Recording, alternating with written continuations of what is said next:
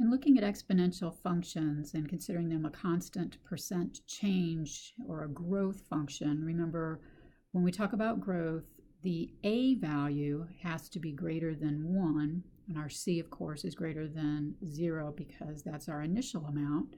We can also represent a as equaling 1 plus r, where r is a growth rate. Usually when we think of a rate, it's a percent that we change to a decimal. So for example, if I take a bank account that's growing at 2.5% per month, the growth rate will take me back to this idea of the percent changed to a decimal. And remember, when you're going to change a percent to a decimal, we move it to the left 2 places. So it's going to be 0.025. Scooch it over 2 places to the left. And don't round, leave it as 0.025. The growth factor then is my a value, and we're going to use that formula up above. A is equal to 1 plus the rate, 0.025. So when I add those two together, I get 1.025 as my growth factor.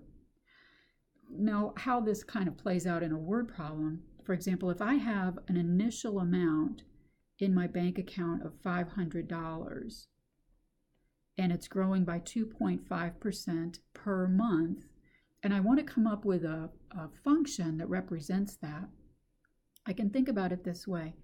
F of t, where t is in months, is equal to my initial amount, $500, times my growth factor, not my growth rate, but my growth factor of 1.025 raised to the t power.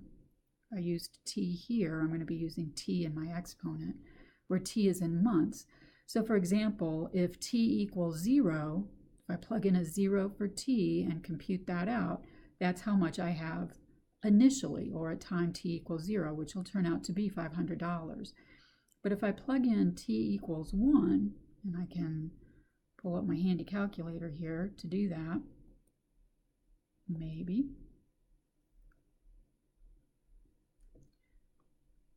All right, so if I plug in the number 1 into this formula, so I'm going to take 500 times 1.025, raise it to the 1 power. That's how much I have in after 1 month, $512.50. After 2 months, I can do second answer.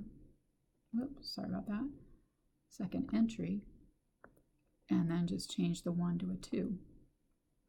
And after 2 months, of course, I would round to 2 decimal places because it's money, but that's how much I would have after 2 months. All right.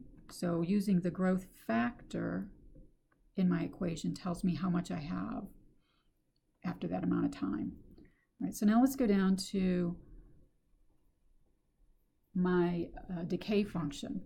So for my decay function, I have the example that the pollution stream decreases by 25% each year. I can change that percent to a decimal. That becomes my decay rate. And then my decay factor, I follow the formula up above here. 1 minus the rate. And then my decay factor then becomes 0.75.